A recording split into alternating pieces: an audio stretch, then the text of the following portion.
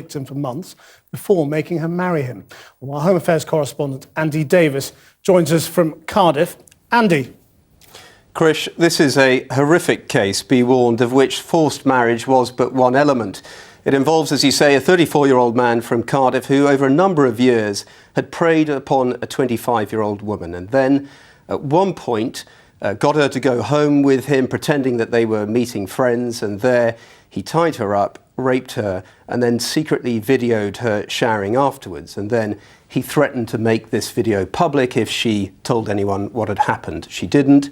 The threats continued, as did the rapes. As the judge said today, he was trying to cause her irreparable harm so that no one else would want her. And then, after a few months, he picked her up at work one day and drove her to a mosque. And this time, he threatened to kill her parents if she didn't marry him. And he, incidentally, was already married to someone else at the same time. So the marriage took place, the forced marriage took place, after which, with the help of a relative, she went to the police. And today this manipulative and arrogant man, as he was described, was sentenced to 16 years for the rapes, the bigamy, the voyeurism and the forced marriage. And the police today said that after the judge had praised this woman for her bravery in coming forward, the police said that they hoped this case would prompt others to do exactly the same.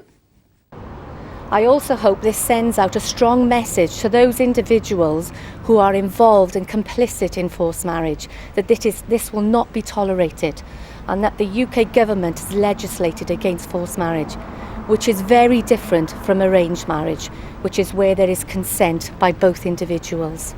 So being the first conviction, this is a significant one. It is a significant case, the first conviction of its type since the law was changed last year to criminalise forced marriage. Previously, there'd just been civil sanctions in the form of a forced marriage protection order, so a landmark case, and South Wales Police widely praised today for their handling of this case. But as I'm sure you're about to hear, this is a largely unreported crime, and there remain huge challenges in terms of persuading victims to come forward and report it in the first place. Andy Davis. Well, there are no reliable estimates of the extent of forced marriage in Britain, but a few statistics can shed some light, perhaps. According to the Crown Prosecution Service, in 2013-14, before the new law came into force, there were 32 convictions for crimes such as rape, assault and kidnap, where forced marriage was a factor. But other figures point to a much wider problem. In 2014, the Home Office Forced Marriage Unit gave advice or support in 1,267 possible cases. And in 2009, the Department for Children, Schools and Families said 8,000 girls are at risk of forced marriage came to the attention of schools, police and social services each year. Well, joining me now is Aneeta Prem, who is the president of Freedom, a charity that teaches young people about forced marriage. And we're joined from Westminster by the Labour MP for Bradford West, Naz Shah, who was herself forced into marriage at the age of 15. Aneeta Prem, first of all, this case sounds unusual because we tend to think of forced marriage as something that parents force daughters into. But actually it can be wider family and other relatives and other people that people know. So it actually isn't very unusual. I think what's unusual is it wasn't a typical 16-year-old girl. It was a young woman who was 25, who was obviously very vulnerable. And I think it just shows you the extent of the type of crimes that happen when someone is forced into marriage. What extent do you think the problem is at right now? I think it's a really huge problem in this country right now. We go into schools, we're doing a national campaign, and in most schools that we go to, we see at least one case of a forced marriage potentially that could be there that we have to do. And what our real aim is to prevent this from happening in the first place. And it's only through education we can stop this. Naz Shah, why is this happening? I mean, is this in some way part of Pakistani culture or what? I think it's a part of many cultures, South Asian cultures, where people have misguided loyalties to the concept of izzat and family honour, and they force people because they think parents, or whether it's extended family, which certainly in my case it was extended family who did it, they think that they're doing the right thing for you. And there's a fundamental difference for me between a forced marriage and an arranged marriage.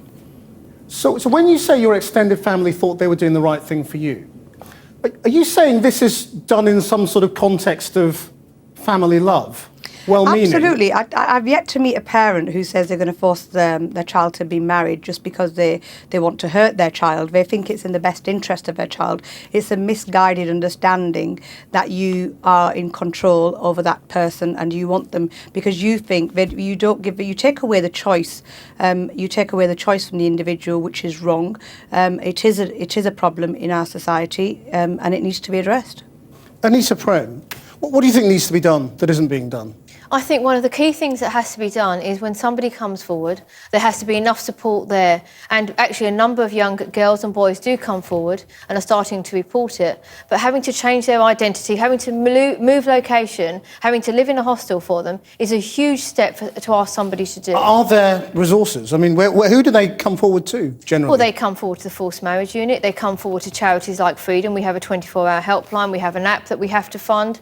We have an education programme, but it's left really on the doorstep of a number of charities out there really to pick up the gauntlet and run with this. But actually it needs to be more intervention and more funding to ensure that this type of crime isn't allowed to happen. And when it does, cases like this reach public attention and these type of sentences are imposed. Now, Shah, what would you say needs to be done, having been through this yourself? What would have helped in your case? Well, mine was 26 years ago, and we have made vast improvements since then, but we still have an issue.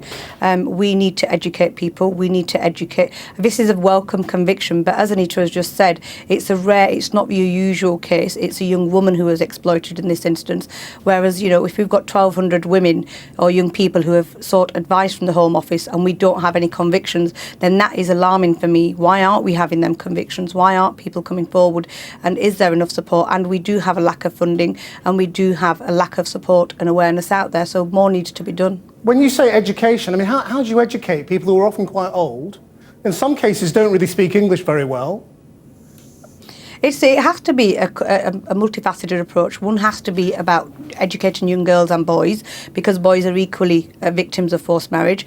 We also have to do a community development approach in terms of educating communities in a meaningful way and engaging them. And I think things are shifting, but it's too little and it needs to happen much more and it needs to happen much faster. So we need to engage with communities. And at the moment, I'm not sure we do that brilliantly in terms of law agencies, as well as because of funding cutbacks, we're not able to respond like we should be able to. Well, Aneeta, Prem, that's a key point, isn't it? I mean, are we reliant on young people coming forward, or should the police actively go out and investigate this? Well, the police are actively investigating in many cases, and we're doing a big training programme with the police right now to ensure that they have the right tools and know what to look out for. And they're not culturally sensitive around this, because when we're looking at forced marriage, in many cases, certainly with children, it's child abuse. So it's ensuring that people aren't worried about being culturally sensitive, they're not worried about being racist. And don't forget, it's not just the South Asian community we're talking about. It hits a wide cross-spread of our community. It's the travelling community, it's people from Turkey. We have many cases from Turkey, not only from Southeast Asia, but we've even had cases in America, from France, from Germany. So it's across the board. Shah and Aneeta, Prem, thank you both very much. Thank you. Thank you. Now, opposition rebels in Syria have seized a major military base. And by rebels, we don't mean Islamic State militants, but those groups who've been fighting the Assad regime since 2011.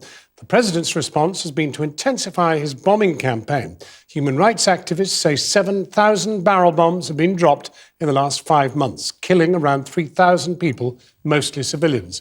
In the last 2 weeks alone, government forces have hit towns in 7 provinces, including the city of Aleppo, Al-Bab, Idlib,